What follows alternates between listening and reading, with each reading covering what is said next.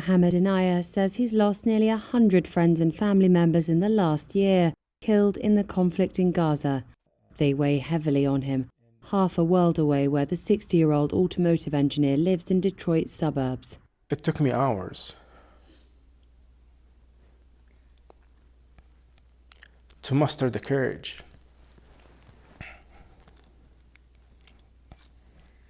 to start reading the names. And as painful as it was, each name I read, I wasn't thinking about them.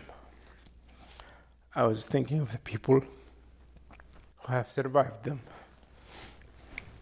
And I was measuring my pain and imagining their pain. And my pain was immeasurable. And that led me to feel worse about the situation because thinking about their pain. And I was hoping that they would be numb. You need to go through emotions. Mohammed questions whether the US has supplied the weapons used against them. He says America embraced him when he arrived at 17 and that he's built a good life. But he struggles with the contrast between American acceptance and the violence inflicted on his family. Although the US military isn't directly involved in attacks on Gaza, it remains Israel's largest weapons supplier and has provided substantial military aid. He's one of several 100,000 Arab Americans and Muslims in Michigan, many of whom have family in Gaza or Lebanon. This year, it is also one of a handful of battleground states that will decide the November election. I am so patriotic that I want to change this country. Enayah says events in Gaza have swayed his vote. He plans to choose Green Party candidate Jill Stein for president in November, rather than Democratic Vice President Kamala Harris or Republican Donald Trump.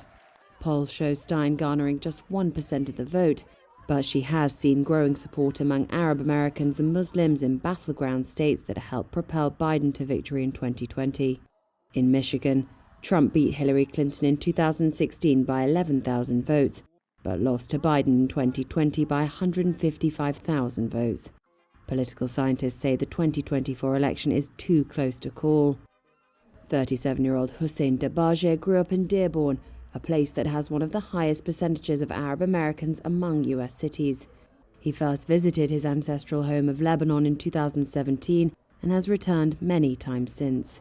2 weeks ago today, I lost 6 family members in 2 different attacks on the same day in Bint Jbal, which is the village my family is from. Dabaje says Gaza, and now the strikes in Lebanon, is taking its toll on his community. It's